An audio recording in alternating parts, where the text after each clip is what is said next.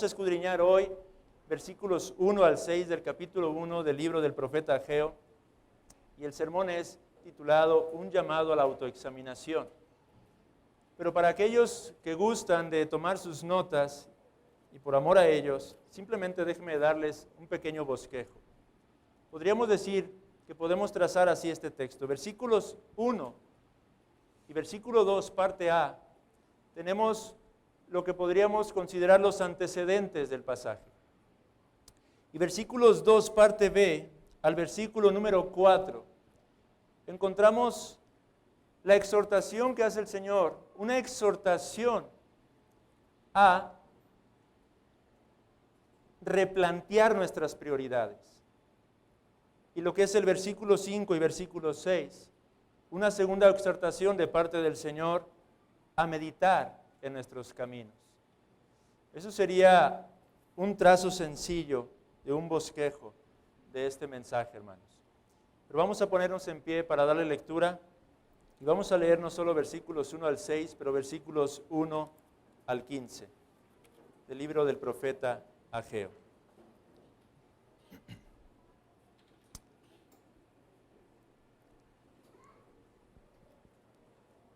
Dice la palabra de Dios.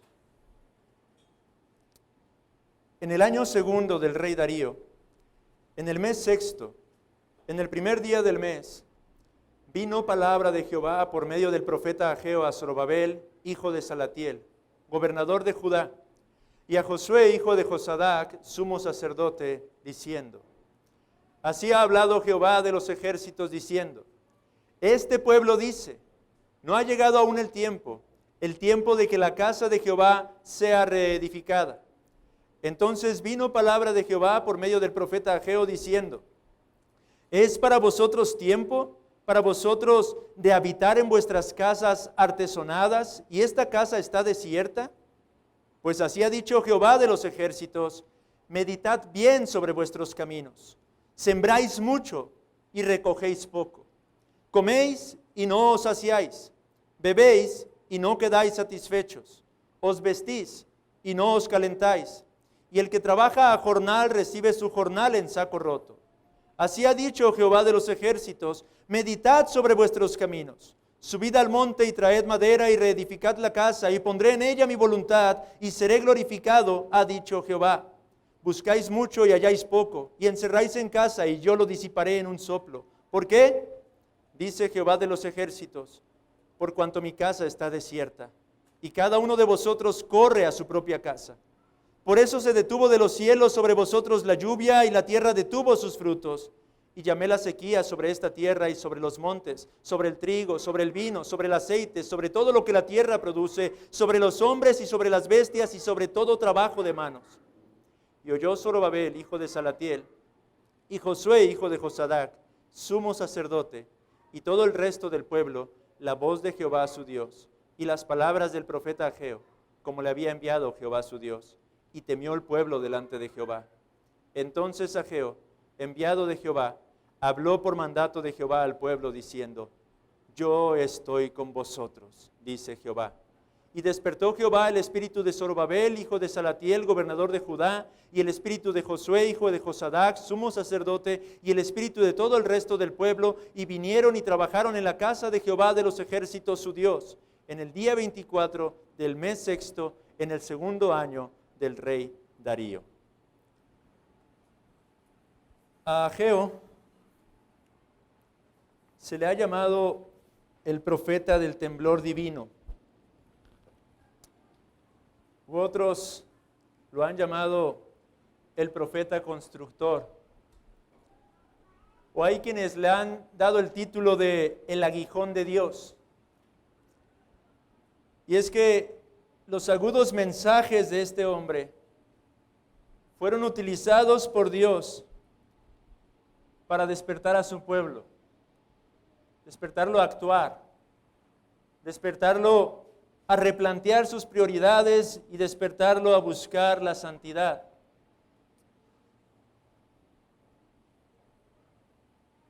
Y tratando de ir un poco atrás en el contexto histórico,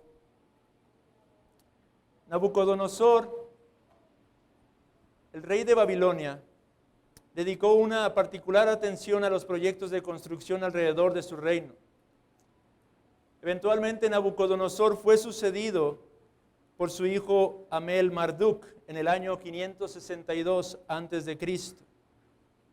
En la Biblia este rey es llamado Evil Merodach. Este fue el responsable de libertar al rey de Judea, Joaquín. Eso lo encontramos en el segundo libro de los Reyes, capítulo 25, versículo 27. Quien había sido llevado cautivo a Babilonia en el año 597 antes de Cristo. Posterior a este hombre le sucedieron otros de sus descendientes hasta llegar a Nabónido. Nabónido estuvo más interesado en sus proyectos arqueológicos que en el hecho de gobernar al imperio babilónico, por lo que él pasó mucho tiempo fuera de la capital de Babilonia. Y en su lugar se encontraba, digámoslo así, asumiendo la responsabilidad del imperio su hijo Belsasar, de quien se nos habla en el libro del profeta Daniel. Y a quien Daniel lo llama hijo de Nabucodonosor, no porque haya sido hijo directamente de Nabucodonosor, sino precisamente por su descendencia de este hombre. Ahora, en el año 550 a.C., un hombre llamado Ciro se rebeló contra su señor Astiages, el Medo. Ese mismo año Ciro conquistó Ecbatana, la capital del imperio Medo. Y en el año 546 a.C., Ciro había extendido sus conquistas hasta Lidia, en Asia Menor. Y fue en el año 539 a.C. cuando él decidió desafiar a Babilonia por el dominio del mundo en aquel entonces conocido. Este Ciro se ganó la reputación de ser un gran libertador. Este hombre fue uno que permitió que todos los pueblos que habían sido deportados a Mesopotamia por los asirios y por los babilonios regresaran a sus tierras natales. Y los judíos no fueron la excepción. Fueron unos de los que se beneficiaron a causa de esta política. Así que en el año 537, dado un edicto que Ciro emitió, un grupo de judíos regresarían del exilio. En el segundo libro de las Crónicas, en su capítulo número 36, versículos 22 y 23, encontramos este famoso edicto. Leo textualmente: mas al primer año de Ciro, rey de los persas, para que se cumpliese la palabra de Jehová por boca de Jeremías, Jehová despertó el espíritu de Ciro, rey de los persas, el cual hizo pregonar de palabra y también por escrito por todo su reino, diciendo: así dice Ciro, rey de los persas, Jehová, el Dios de los cielos, me ha dado todos los reinos de la tierra, y él me ha mandado que le edifique casa en Jerusalén, que está en Judá. Quien haya entre vosotros de todo su pueblo, sea Jehová su Dios con él, y suba. Es en ese año, hermanos, después de ese edicto, que un grupo de judíos, aproximadamente 50,000 de ellos, que se habían encontrado ya cautivos en Babilonia durante varias décadas, regresan del exilio a la tierra de Jerusalén, encabezados por un varón de nombre Zorobabel, o también conocido como Sesbazar. Después de esas varias décadas de disciplina, Dios había anunciado de antemano que su pueblo escogido, regresaría a la tierra prometida. Y regresaría con un propósito particular, el propósito de reedificar las ruinas de la ciudad, pero reedificar especialmente el templo del Señor. Todo esto que he leído hace un momento es el contexto histórico de este libro, del libro del profeta Ageo. Era necesario, hermanos, que una vez más el templo de Jerusalén fuera levantado. Esta era una condicionante para la llegada del Mesías. Para que el Mesías viniera a este mundo, tendría que haber un templo en Jerusalén en pie. Pero dado la caída del pueblo de Israel, dada la caída del pueblo de Judá, dada la ruina en la que ellos se encontraban, en esos momentos no había templo. Se encontraba completamente arruinado. De hecho, Ageo, en el capítulo 2, versículo número 9, apuntaba a la necesidad de que hubiera un templo en pie. Observe lo que dice ahí en ese versículo: la gloria postrera de esta casa, hablando del templo que sería reedificado, será mayor que la primera, ha dicho Jehová de los ejércitos, y daré paz en este lugar, dice Jehová de los ejércitos. Pero en realidad la profecía estaba apuntando a una gloria mayor que tendría que venir posteriormente a la gloria tan tenue que se manifestaría en este segundo templo que sería levantado. El libro de Esdras nos narra todos esos sucesos, la forma en la que este remanente regresa a Jerusalén y comienzan ellos a llevar a cabo ese propósito, reedificar el templo, el santuario del Señor. Sin embargo, en el libro de Esdras se nos relata cómo es que el pueblo de Judá comienza a enfrentar cierta oposición, comienza a tener ciertas aflicciones, ciertos problemas. Y eso redunda en que la obra del Señor sea detenida. Así que Ageo es levantado casi 17 años después de este acontecimiento. En el año 520 antes de nuestro Señor Jesucristo, para confrontar y exhortar al pueblo de Dios. Ageo junto con Zacarías serían dos profetas que tendrían el propósito de llamar al pueblo a replantear sus prioridades. Este es el contenido más básico que podemos encontrar en el libro del profeta Ageo. Ageo entonces tiene como propósito despertar al pueblo a la condición en la que ellos se encontraban debido a que habían abandonado la obra de Dios.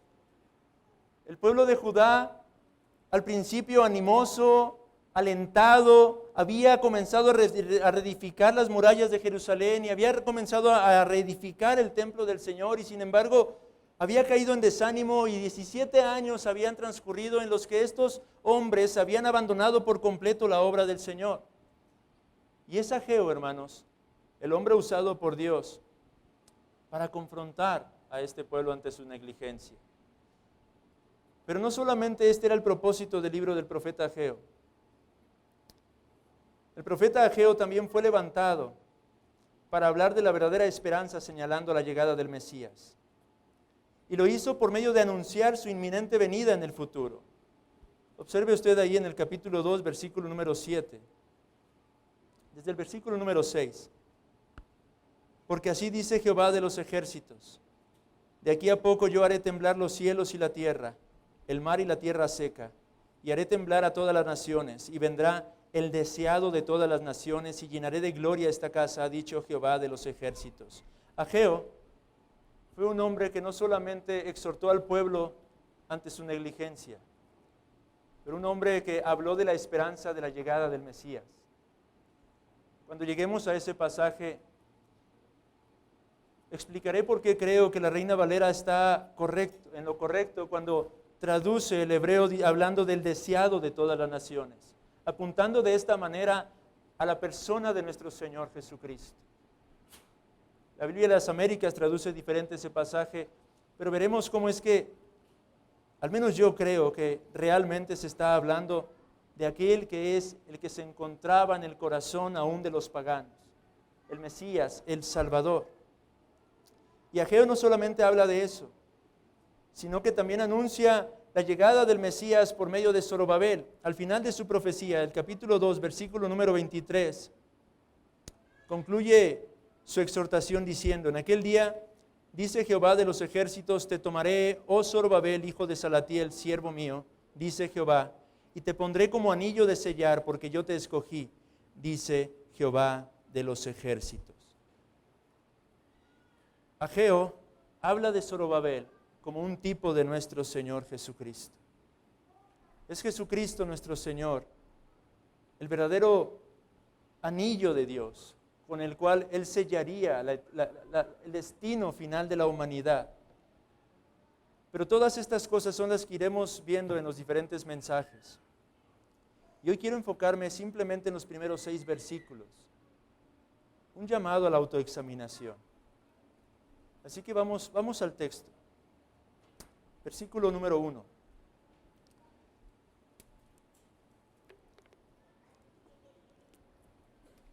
En el año segundo del rey Darío, en el mes sexto, en el primer día del mes, vino palabra de Jehová por medio del profeta Ageo a Zorobabel, hijo de Salatiel, gobernador de Judá, y a Josué, hijo de Josadac, sumo sacerdote, diciendo: el 29 de agosto del año 520 a.C., hermanos, Ageo recibió el primero de 4 mensajes que son los que conforman esta profecía. El segundo mensaje lo encontramos en el capítulo 2, versículo 1. El tercer mensaje lo encontraremos en el capítulo 2, versículo 10. Y el cuarto mensaje lo encontraremos en el mismo capítulo 2, versículo número 20. 4 mensajes. Mensajes que él recibe directamente del Dios vivo y verdadero. Y eso es lo primero que me gustaría resaltar de nuestro pasaje el día de hoy. Porque el texto nos guía y nos lleva, nos conduce a entender que es la palabra del Señor la que está llegando a ese pueblo por medio del profeta Ageo. No era Ageo el hombre quien estaba hablando a la multitud de aquel entonces. No era Ageo el hombre quien estaba hablando a ese remanente del pueblo de Judá. Era Dios mismo por medio del profeta, nos dice el pasaje de las Sagradas Escrituras.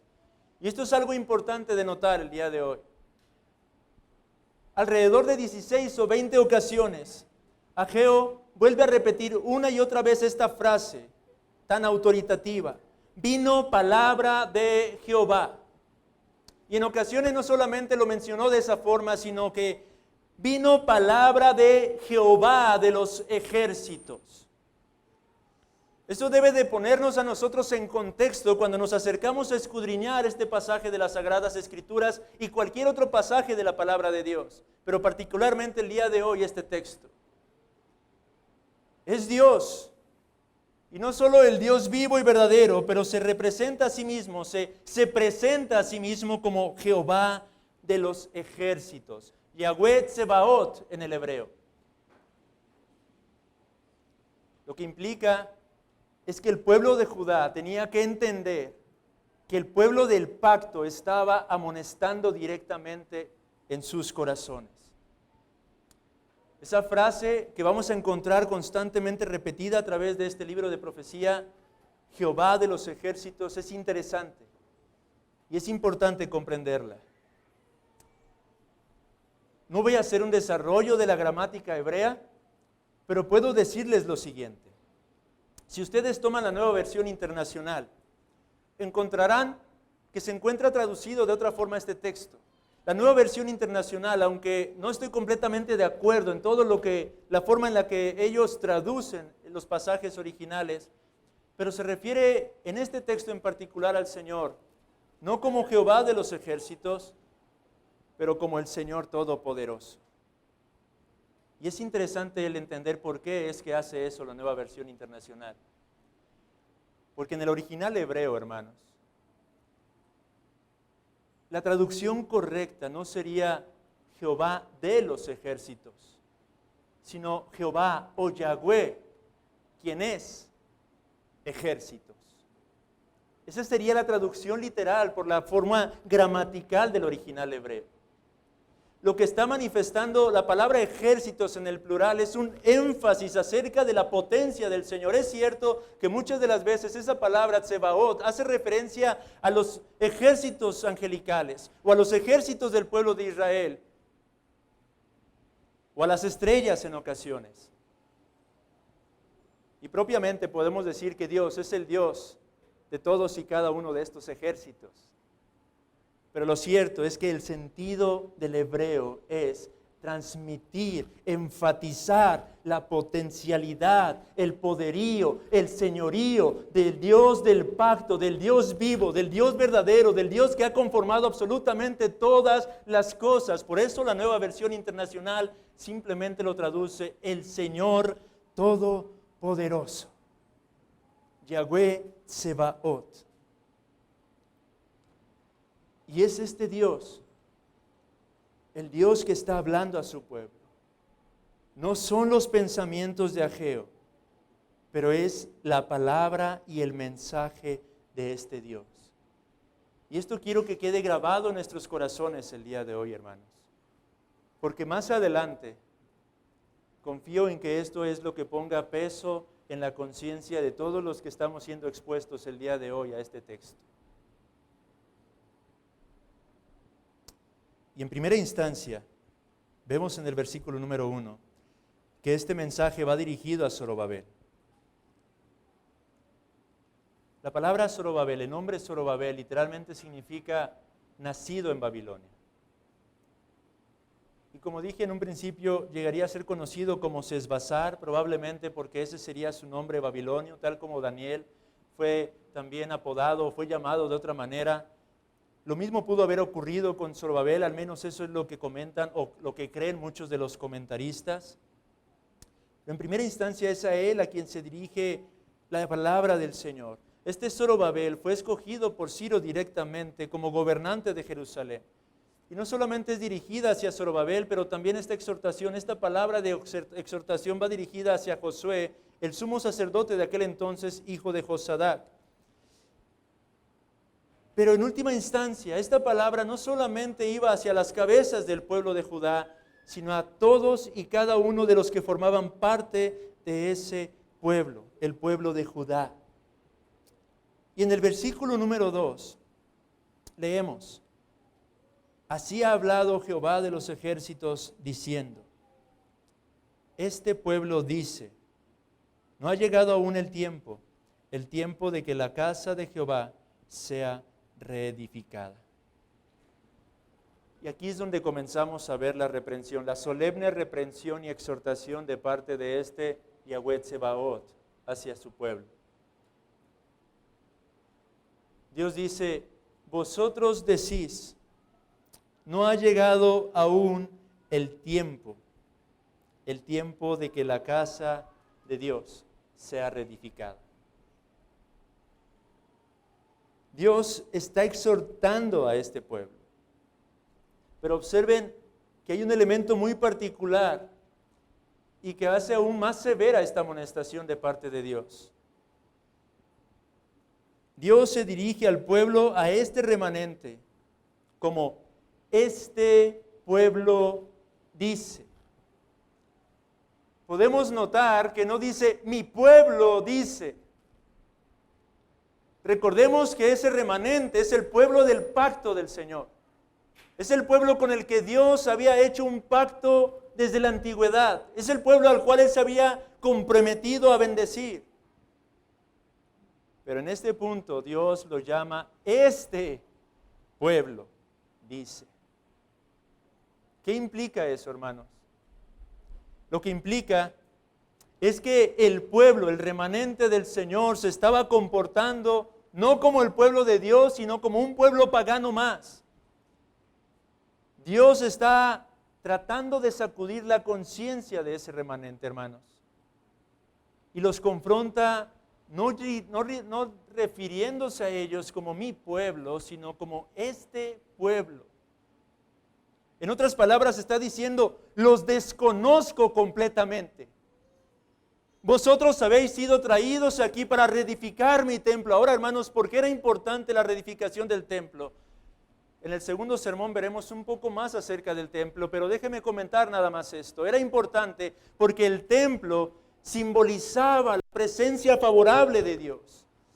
El templo en el Antiguo Testamento manifestaba que hay un Dios vivo, que hay un Dios verdadero. Por medio de ese templo, Dios revelaba que aún seguía trabajando con este cosmos. Era en ese templo donde Dios manifestaba su favorable presencia para con este remanente, hermanos. Y Dios estaba amonestando al pueblo porque este pueblo había sido llamado a reedificar ese templo. Este pueblo había sido llamado a hacer luz en medio de las naciones y sin embargo 17 años habían transcurrido y el templo del Señor se encontraba en ruinas, hermanos. Se encontraba abandonado por completo. De ahí la severa amonestación que Dios hace hacia ellos. El pueblo trataba de consolarse a sí mismo, hermanos. Piense en esto. Ellos quizá al ver las dificultades, al ver la adversidad, al ver las aflicciones que habían estado enfrentando, que podemos escudriñar en el libro de Esdras, la conclusión a la que ellos llegaron fue simplemente, no debe ser tiempo. No debe ser este el tiempo del Señor para que reedifiquemos. Debido a que hay tantos problemas, esto significa que no puede ser el tiempo del Señor para que nosotros continuemos con la obra que se nos ha dado. Esa era la excusa que tenían en sus mentes y corazones, hermanos. Al ver ellos tanta oposición de parte de los moradores de la tierra de aquel entonces, simplemente llegaron a una conclusión y dijeron, bueno, si enfrentamos tanta oposición, si hay tanta adversidad, si se encuentran estos hombres al acecho constantemente, esto debe ser una segura señal de parte de Dios de que entonces no es tiempo de que nosotros nos ocupemos de la obra de Dios.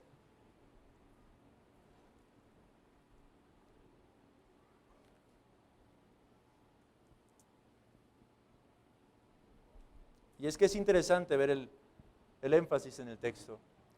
Ellos no se estaban negando a hacer la obra de Dios. Ellos no estaban diciendo que no tuvieran que edificar el templo del Señor.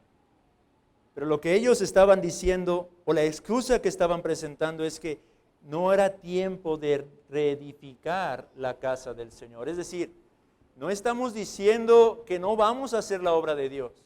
Lo que estamos diciendo es que ahora no es tiempo de llevar a cabo esa labor.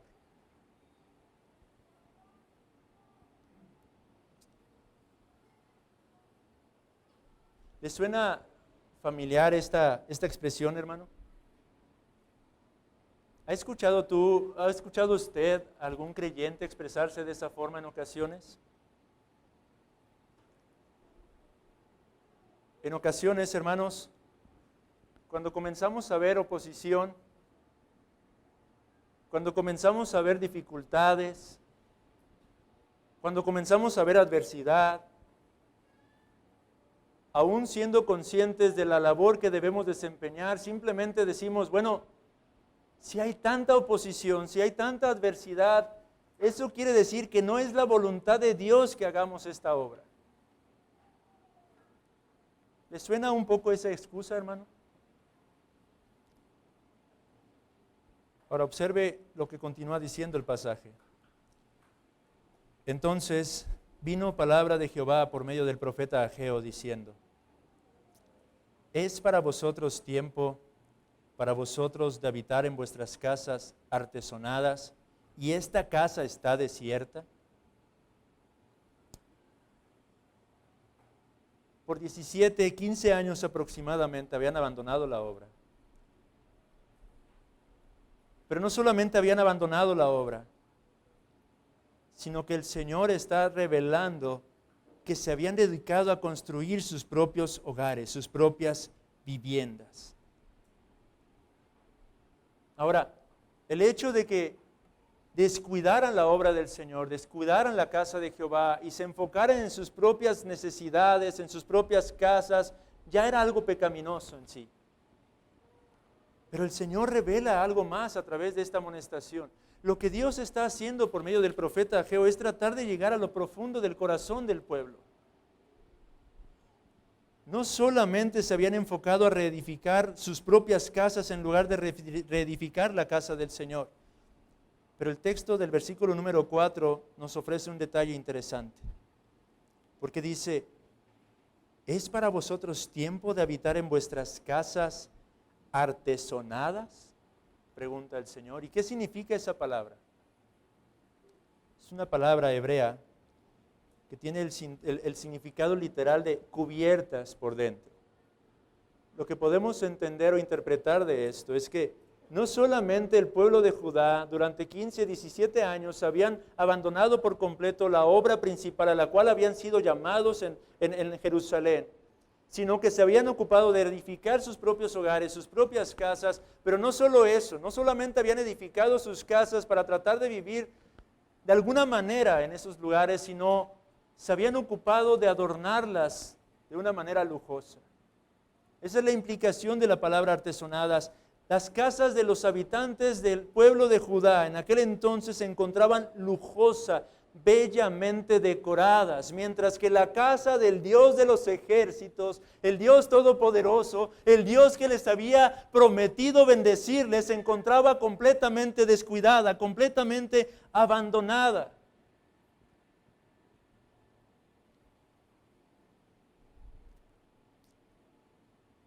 El contraste entonces era evidente, hermanos, para cualquiera, pero no para el pueblo de Judá, aparentemente.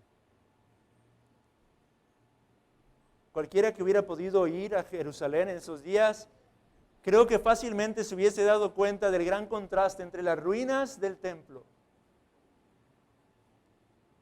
y las casas lujosas de los habitantes de Jerusalén.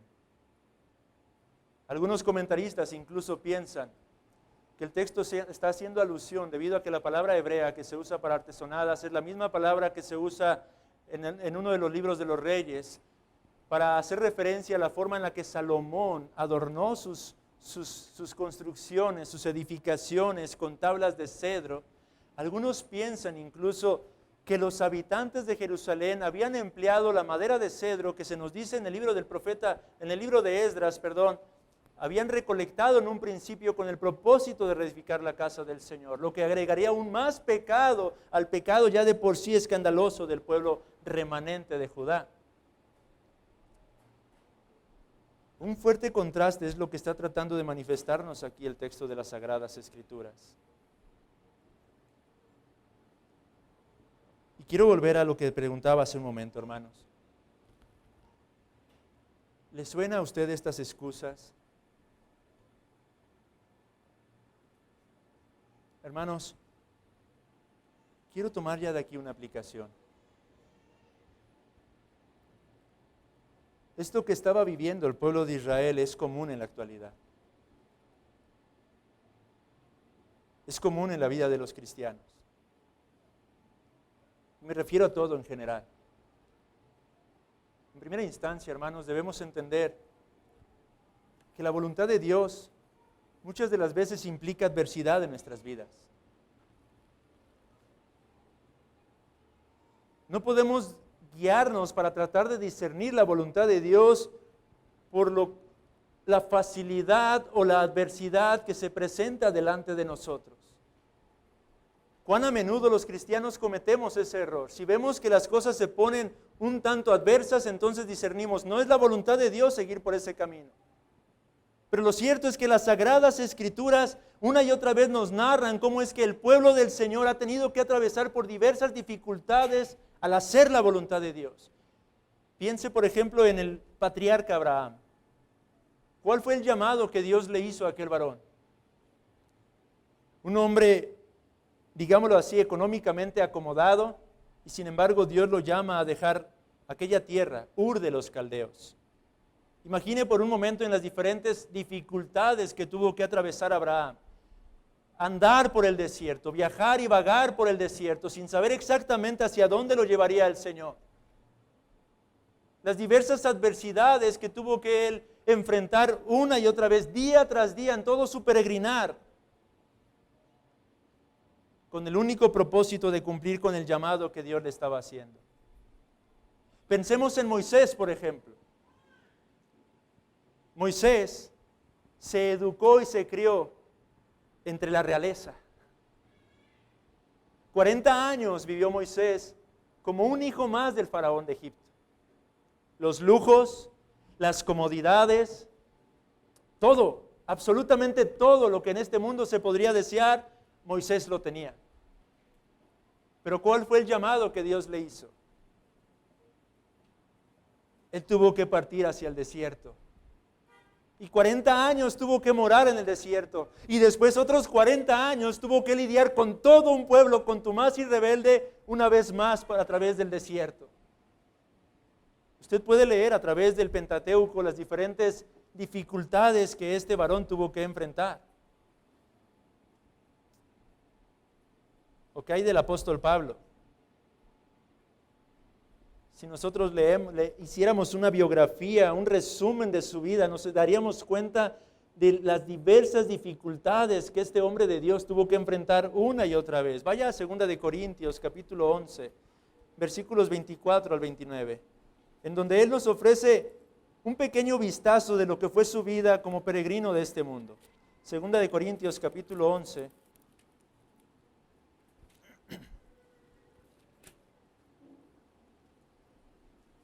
Él comienza a hablar acerca de su propio historial. Y él dice,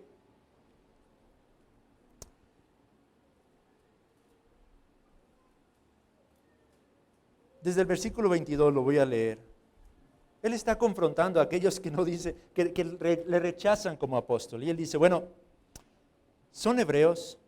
Yo también. ¿Son israelitas? Yo también. ¿Son descendientes de Abraham? También yo. ¿Son ministros de Cristo? Como si estuviera loco hablo, yo más. En trabajos más abundante, en azotes sin número, en cárceles más, en peligros de muerte muchas veces. De los judíos 5 veces he recibido 40 azotes menos 1. 3 veces he sido azotado con varas, 1 vez apedreado. 3 veces he padecido naufragio, 1 noche y 1 día he estado como náufrago en alta mar. En caminos muchas veces, en peligros de ríos, peligros de ladrones, peligros de los de mi nación, peligros de los gentiles, peligros en la ciudad, peligros en el desierto, peligros en el mar, peligros entre falsos hermanos, en trabajo y fatiga, en muchos desvelos, en hambre y sed, en muchos ayunos, en frío y en desnudez. Y además de otras cosas, lo que sobre mí se agolpa cada día, la preocupación por todas las iglesias. ¿Quién enferma y yo no enfermo? ¿A quién se le hace tropezar y yo no me indigno? Estas son las credenciales del apóstol Pablo. Él está hablando acerca de las diferentes dificultades y adversidades que como cristiano, que como apóstol, que como un peregrino más, tuvo que enfrentar durante su estancia por este mundo, con el único firme propósito de llegar hacia la tierra prometida, hermanos. La vida cristiana, hermanos, es una vida a menudo que tendrá que enfrentar dificultades y adversidad. Eso es lo cierto. El propio apóstol Pablo también por ello lo dijo en 2 de Timoteo 3:12, que todos los que quieren vivir piadosamente sufrirán persecución. Hermano, ¿es usted consciente de esta realidad? ¿Es usted consciente de que el llamado al cristianismo ciertamente es un llamado a la vida y a la vida eterna, pero ciertamente no está exento de dificultades, de adversidad, de oposición en el día a día?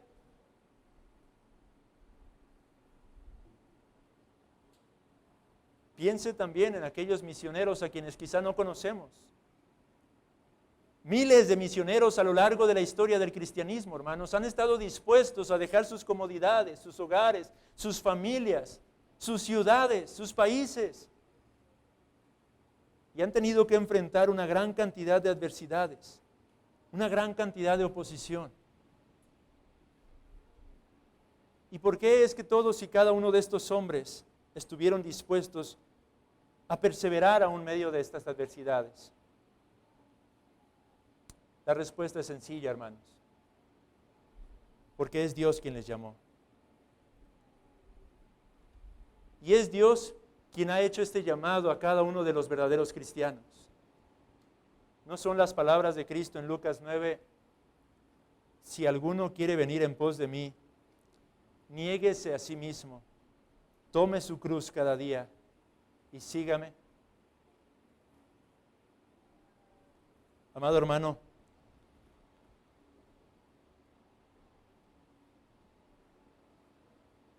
pesemos lo que es el verdadero cristianismo. El verdadero cristianismo no se trata de vivir tu vida mejor aquí y ahora. ¿Cuántos falsos predicadores se encuentran enseñando esta clase de cosas en muchos de los púlpitos que existen hoy en día?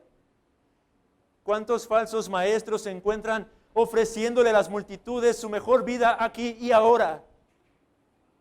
Ven a Cristo, dicen ellos, y entonces vivirás cómodamente. Ven a Cristo y tendrás un carro último modelo. Ven a Cristo y Él te proveerá de la casa que tanto has soñado.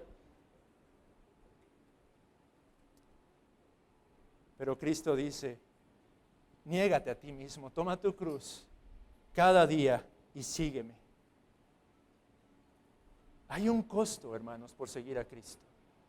Y hemos de ser conscientes que de este lado de la eternidad tendremos que seguir enfrentando diferentes adversidades, dificultades y a menudo fuerte oposición. ¿Acaso se habrían olvidado de estas cosas aquellos habitantes de Jerusalén? Tratemos de comprenderlos un poco. Quizá ellos pensaban, bueno, hemos estado por varias décadas en cautiverio, finalmente estamos aquí ya en nuestra ciudad, en la ciudad santa, así que tenemos derecho a disfrutar un poco de ciertas comodidades. Pero hermanos, lo cierto es que había un serio problema en su corazón. Y tenía que ver con sus prioridades. Así que déjeme preguntarle el día de hoy a usted.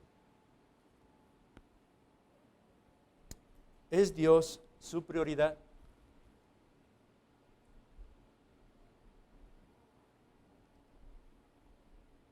¿Es el Señor realmente su prioridad? El problema del pueblo del post-exilio, el problema de esa comunidad post-exílica, no era tanto la adversidad o la oposición, hermanos. El verdadero problema, según lo que podemos ver aquí en este pasaje de las Sagradas Escrituras, era un problema que había en su corazón y que se encontraba en cuanto a sus prioridades. El problema a menudo en nuestras vidas no es tanto que enfrentemos adversidad u oposición, hermanos. El problema tiene que ver con nuestro propio corazón. Y la pregunta directa para que podamos autoexaminarnos el día de hoy una vez más es esa. ¿Es Dios realmente su prioridad? ¿Es el Señor y su obra tu prioridad, amado hermano? Iglesia, ¿es el avance del reino de Cristo tu prioridad?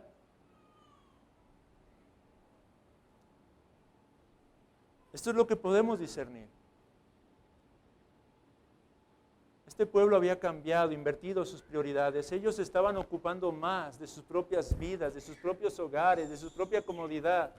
Y habían abandonado por completo la obra que el Señor les había llamado a hacer. Pero ¿qué hay de nosotros el día de hoy? ¿Qué hay de ti? ¿Qué hay de usted? ¿Cómo está usted viviendo su día a día? ¿Cómo está caminando a través de su peregrinar por este mundo? Ahora, aquí quiero ser claro en este aspecto. Para muchos, el llamado quizá no consista en abandonar sus propios hogares. Para muchos, el llamado quizá no sea sufrir persecución como multitudes de cristianos han tenido que sufrirla. Pero lo cierto es que el llamado para todo verdadero cristiano es un llamado a consagrarnos para el Señor. Un llamado a consagrar nuestras vidas para el Dios del pacto. Consagrar nuestro tiempo, consagrar nuestros recursos en el avance de su obra. Y no hay un estándar menor a este, hermanos. El llamado que Dios hace a la vida de todo cristiano. Y amado hermano, quiero una vez más ser enfático en este aspecto. Tú que dices ser cristiano y que estás entre nosotros el día de hoy, tu llamado es a consagrarte al Señor. A eso nos ha llamado Dios. Cualquier cosa menos que esta es estar fuera de la voluntad de Dios. Tu tiempo, tu vida, tus recursos, todo lo que tú eres llamado a consagrarlo al Señor. Es Cristo quien nos ha comprado a precio de sangre, dicen las Sagradas Escrituras. Es Él quien nos ha comprado y ahora le pertenecemos, amado hermano, no porque antes de ello no seamos suyos. Es Cristo el soberano de todo el cosmos, aún de aquellos que le niegan. Pero por causa de su bendita sangre ha comprado nuestra redención, nuestra salvación. la eternidad en una perfecta y gloriosa comunión en su presencia. Ese es el llamado que Dios nos hace a cada uno de nosotros. Y aquí es donde quiero enfatizar lo que mencionaba al principio. Recordemos que no era Ageo quien estaba hablando a este pueblo, sino que era Yahweh Tsebaot, el Señor de los ejércitos, es quien está haciendo esta amonestación al remanente de Judá.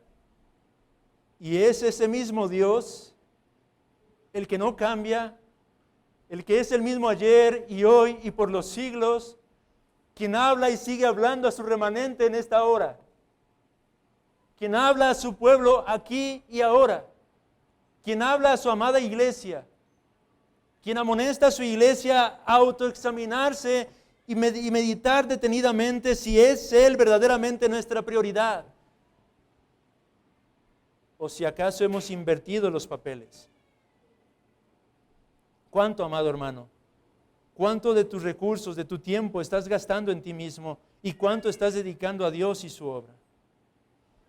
Es probable que a menudo digamos que no es el tiempo para edificar el templo del Señor. Es probable que a menudo pensemos o digamos, es que es tiempo de ocuparme más de mis propios asuntos, de mis propias cosas. ¿Será esta tu condición, amado hermano? ¿Estarás tú pensando equivocadamente como el remanente de Judá en aquellos días? A menudo decimos no tener tiempo para la obra del Señor. En cambio nos dedicamos afanosamente en nuestras propias obras.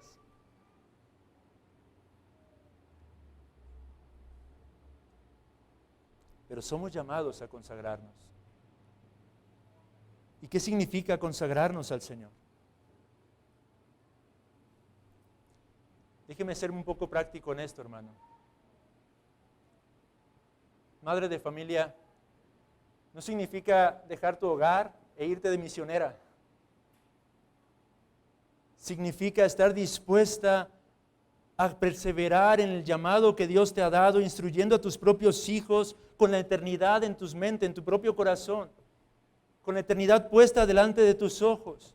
Eso es consagrar tu día a día al Señor, entendiendo que tú eres llamada desde esta trinchera a cultivar en los corazones de esos pequeños que Dios ha puesto en tus manos esas verdades acerca de la eternidad, perseverar a pesar de la oposición, perseverar a pesar de la aflicción, perseverar a pesar de la adversidad, perseverar, insistir una y otra vez, sembrando en cada uno de esos pequeñitos las realidades eternas, con el propósito de que puedan llegar al conocimiento de Jesucristo como su Señor y como su Salvador. Amada hermana, que quizá tú haces una doble labor debido a que tu esposo abandonó el hogar o ha descuidado sus responsabilidades. Consagrar tu vida al Señor implica perseverar, pensando en la eternidad por sobre todas las cosas.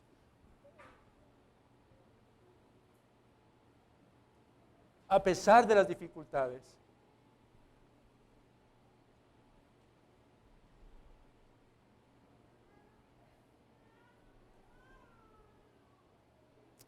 Hermano, consagrarte al Señor no significa abandonar tu empleo y descuidar tus responsabilidades. Lo que significa es perseverar, estableciendo adecuadamente tus prioridades en tu día a día, con la mente tu mente puesta, en la eternidad. Consagrarte al Señor implica el ser consciente de llevar a cabo tus labores siempre buscando glorificar a Dios por sobre todas las cosas, entendiendo que tú mismo debes ser un testimonio vivo en medio de aquellos que te rodean. Eso implica el consagrarnos al Señor.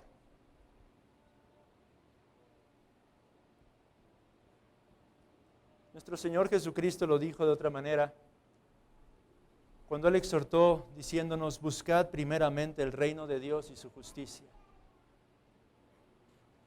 Lo que eso significa no es o lo que eso implica es el establecer adecuadamente nuestras prioridades. La palabra para primeramente el reino de Dios y su justicia es la palabra proton, que no significa o no tiene un significado concerniente al orden cronológico, sino a un orden de importancia, de prioridad.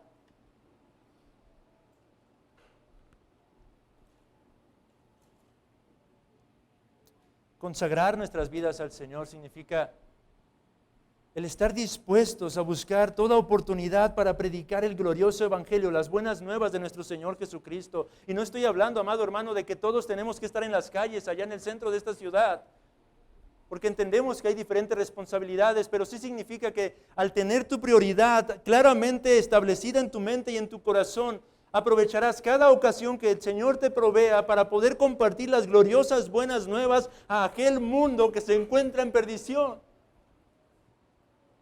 ¿Eres consciente, amado hermano, de que hay multitudes de almas que perecen? Que aún hay entre nosotros algunos que quizás sus conciencias están siendo cauterizadas de día en día y que están próximos a irse por ese precipicio y a la perdición eterna de sus almas. Eso es consagrarnos al Señor, hermanos. Se trata de vivir con la eternidad puesta en nuestras mentes. Se trata de entender que aquí estamos solamente de paso. Se trata de entender que aquí no solamente estamos en un mero transitar temporal. Se trata de entender que hay una eternidad aguardando a todos y a cada uno de nosotros y vivir día con día con esta realidad en nuestras conciencias. Consagrarse al Señor significa también comprometerse con su iglesia local. En el contexto en el que estamos, hermanos, cuando tenemos nuestras prioridades adecuadamente establecidas, entenderemos que uno de nuestros principales compromisos es con nuestra iglesia local. Congregándonos, disponiendo de nuestros propios dones y talentos para servirnos mutuamente, para edificarnos mutuamente. Entendiendo que cada uno de nosotros somos piedras vivas a quienes Dios llama para que conformemos un bello edificio que será plenamente establecido allá en la gloria.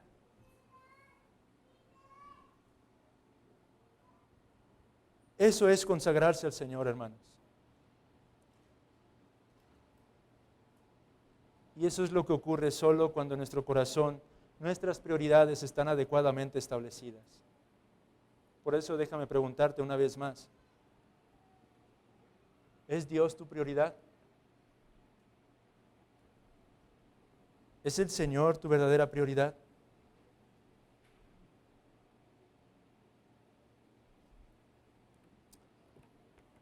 Versículos 5 y 6.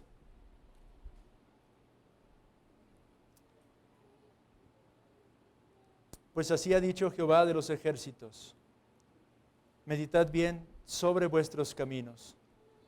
Sembráis mucho y recogéis poco. Coméis y no os saciáis. Bebéis y no quedáis satisfechos. Os vestís y no os calentáis. Y el que trabaja a jornal recibe su jornal en saco roto. Esa frase del versículo número 5, meditad bien sobre vuestros caminos. En el hebreo literalmente podría decirse poner su corazón sobre sus propios caminos. Eso es lo que realmente dice el hebreo. ¿Qué significa eso? Lo que Dios está haciendo por medio del profeta Ageo es llamar a este remanente a meditar detenidamente, cuidadosamente, en dónde se encuentran sus pensamientos, dónde se encuentra su voluntad, dónde se encuentran sus afectos. Eso es lo que les está diciendo el Señor. Mediten detenidamente cuál ha sido su vida desde aquellos años hasta hoy. Durante todos estos 15, 17 años, piensen cuidadosamente cómo se han conducido, cómo han caminado delante de mí, pueblo. ¿Cuál ha sido su andar? ¿Cuál ha sido su conducta? ¿Cuáles han sido sus pensamientos? ¿En dónde han estado sus afectos? ¿En dónde han estado todas sus fuerzas enfocadas? ¿En dónde han estado sus intereses? Es una pregunta profunda para que este remanente reflexionara en su propio ser.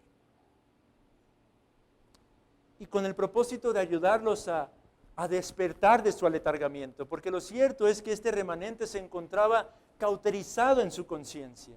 17 años, hermanos, viendo todos los días, día tras día, las ruinas del templo, quizá acudiendo a ofrecer sus sacrificios, eso sí, en adoración, un altar allí rústicamente levantado, y sin embargo, inconscientes de la deplorable condición del santuario. Día tras día, año tras año, con esa imagen delante de ellos y sin embargo, sumamente ocupados en sus propias labores, en sus hogares. Y el Señor dice, pueblo, examina cuidadosamente cómo han sido tus pasos durante todos estos años. Y para sacudirlo les dice, ¿no te has dado cuenta, pueblo?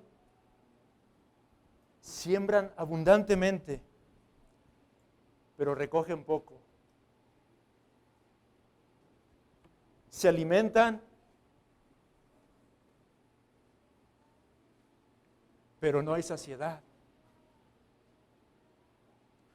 Tienen agua y tienen bebida que llevar a sus bocas, pero sin embargo, ¿no te has dado cuenta que sigues insatisfecho? Tienes ropa que vestir, pero pueblo, ¿no te has dado cuenta que con todo padeces frío?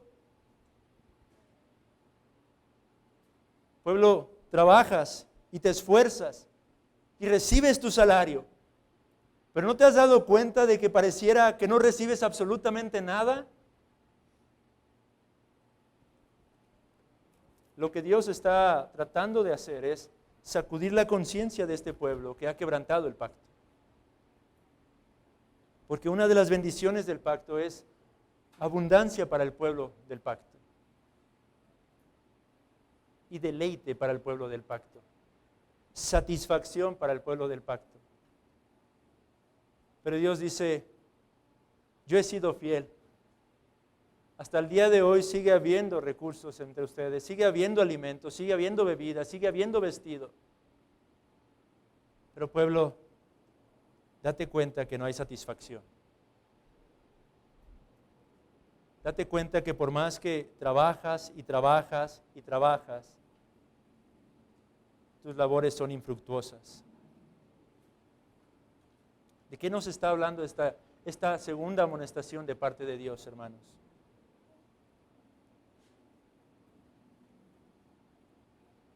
El pueblo, ese remanente, no estaba satisfecho a pesar de todo. ¿Qué significa esto, hermanos? Significa que el único que puede satisfacer realmente nuestras vidas es Dios. Su presencia. Una verdadera comunión con Él. Amado hermano, ¿qué hay de ti? ¿Cómo se encuentra tu vida espiritual el día de hoy? A menudo escucho hermanos diciéndome que se encuentran secos, que se encuentran fríos, que se encuentran apáticos o apagados. Y quizá tú, hermano, te identificas con esto que estaba viviendo y experimentando el remanente de Judá.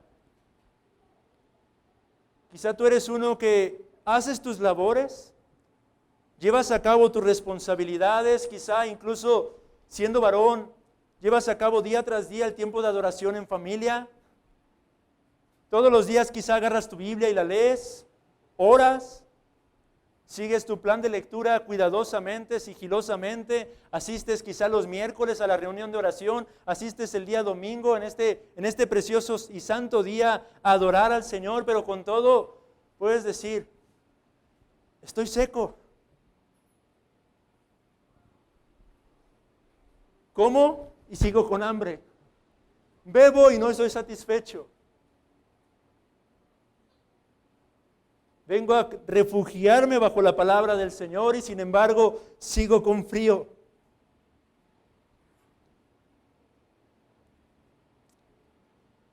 Si es esta tu situación, amado hermano,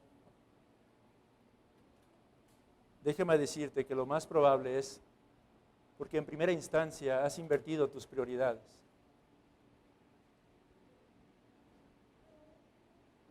Porque aunque estás ocupado, entre comillas, de la obra del Señor, no así tu corazón. Porque aunque quizá físicamente estás haciendo la obra de Dios, no así de corazón.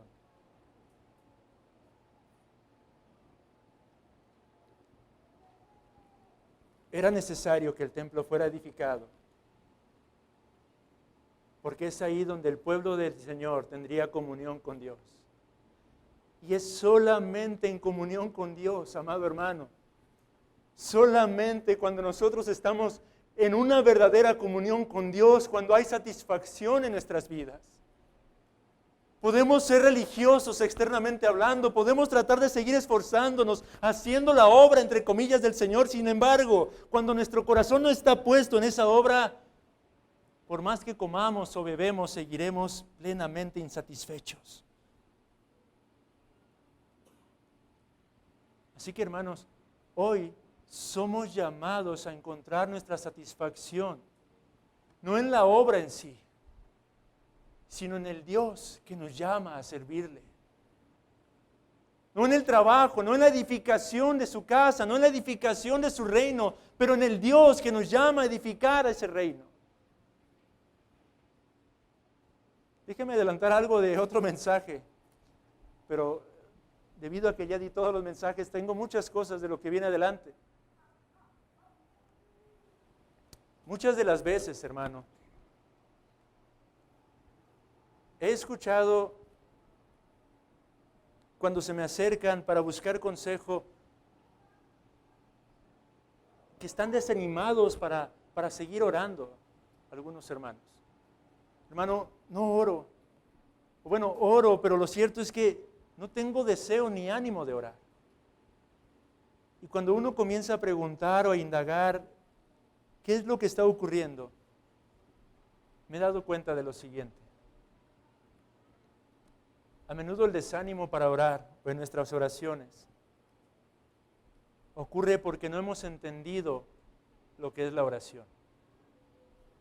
A menudo el creyente se desanima y deja de orar porque dice, es que el Señor no contesta mis peticiones. Hermano, he pedido una y otra vez, pero no veo respuesta. Y ese es el problema, hermanos. La verdadera bendición en la oración no es la respuesta a nuestra oración. Es el Dios al que nos podemos acercar en oración. La verdadera bendición consiste en poder acercarnos al Dios 3 veces santo.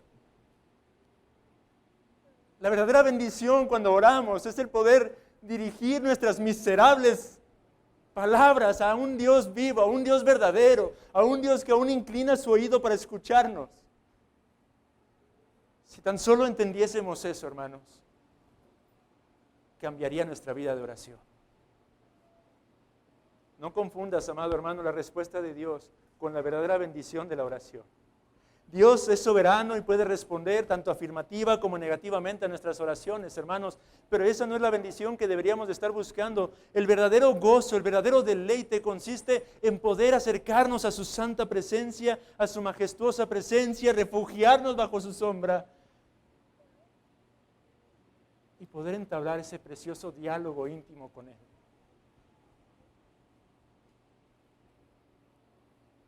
Así que, iglesia, medita bien en tus caminos. Hermano, medita detenidamente el día de hoy en tus caminos. ¿Es Dios tu prioridad? ¿Y es este Dios tu satisfacción, tu deleite y tu gozo? Si no es así,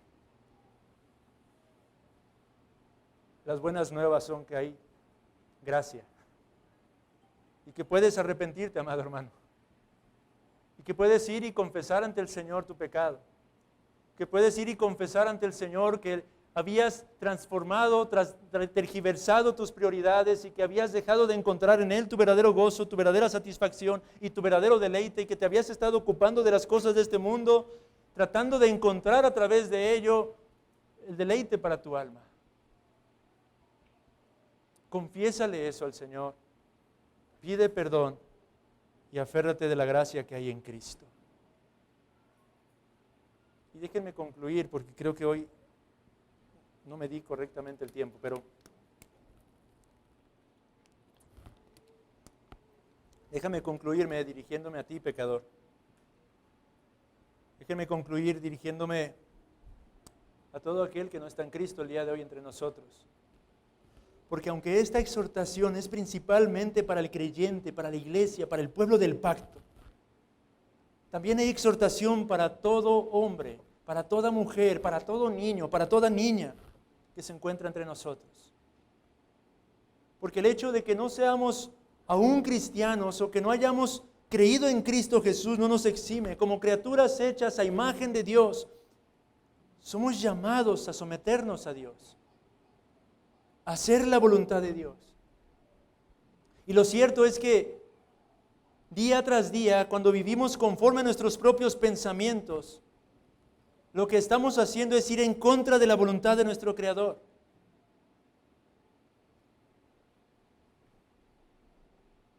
Y también tú eres llamado a meditar en tus propios caminos. ¿Cómo te has conducido hasta el día de hoy? ¿Cuál ha sido tu andar durante todos estos años?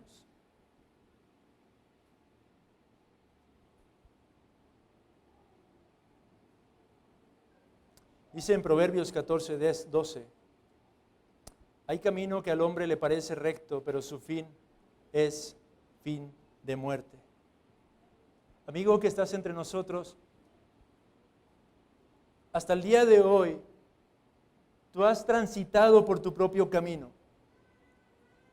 Y quizá hasta el día de hoy, tú has llegado a pensar que estás haciendo las cosas bien. Pero en las Sagradas Escrituras se nos enseña que solamente hay dos caminos por los cuales cada alma que habita la faz de esta tierra puede transitar.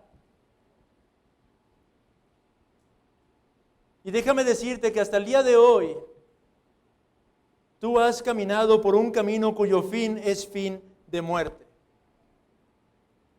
Porque la Escritura es clara cuando nos dice en Isaías 53:6, todos nosotros nos descarriamos como ovejas, cada cual se apartó por su camino. Desde la caída, desde el Edén, cada uno de nosotros nacemos y nuestra tendencia es transitar un camino que no es el camino establecido por Dios, sino nuestro propio camino. Y de seguir por ese camino, amigo que estás entre nosotros, créeme, no porque lo digo yo, sino porque lo dice Dios en su palabra, lo único que te espera es la perdición eterna de tu alma. De ahí que Dios amonesta en otra parte de las Sagradas Escrituras, deje el impío su camino y el hombre inicuo sus pensamientos y vuélvase a Jehová, el cual tendrá de él misericordia, y al Dios nuestro, el cual será amplio en perdonar. El llamado que el Evangelio hace a todo pecador es a estar dispuesto a apartarse de sus perversos caminos, de esos caminos de idolatría, de esos caminos que son contrarios a la voluntad del Señor. Y la invitación es a volverse a Él de todo corazón. Jeremías decía en tiempos de apostasía a su pueblo, así dijo Jehová, paraos en los caminos y mirad y preguntad por las sendas antiguas cuál sea el buen camino y andad por él y hallaréis descanso para vuestra alma. Amigo que estás entre nosotros, Quiero hablar a tu conciencia en estos momentos para concluir el mensaje. Tú sabes que hasta el día de hoy tu vida es una de pura insatisfacción. Sí, quizás estás caminando exitosamente en este mundo, quizás te ha ido cada vez un poco mejor en tus estudios, cada vez un poco mejor en tu trabajo, en tus diferentes empresas. Pero con todo, sé honesto contigo mismo. Hay insatisfacción. Porque esos pequeños éxitos no son más que algo vano y pasajero. Pero tú sabes que si la empresa se fuera a la quiebra, que si de pronto perdieras ese gran empleo que tienes, que si de pronto ese aparente buen matrimonio que has estado construyendo se viniera a la ruina, te quedarías sin nada. No hay absolutamente nada en este mundo que pueda proveer satisfacción aparte de la obra de Dios en tu propio corazón.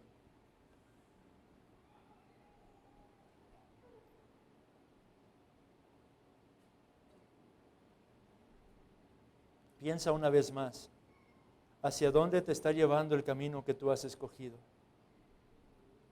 Piensa de hecho el día de hoy que ese camino algún día, tarde o temprano, llegará a su final. Piensa y escucha hoy al Señor. Detente por un momento y reflexiona en tus caminos.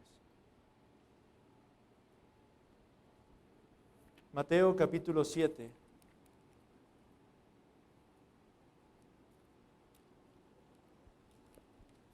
Versículo 13 y 14. Te hace una invitación a ti, amigo. Es Cristo quien habla en este pasaje. Y Él dice lo siguiente: entrad por la puerta estrecha, porque ancha es la puerta, y espacioso el camino que lleva a la perdición, y muchos son los que entran por ella. Porque estrecha es la puerta, y angosto el camino que lleva a la vida, y pocos son los que la hallan. Es Cristo quien dijo ser el camino, la verdad y la vida. Y hoy eres llamado precisamente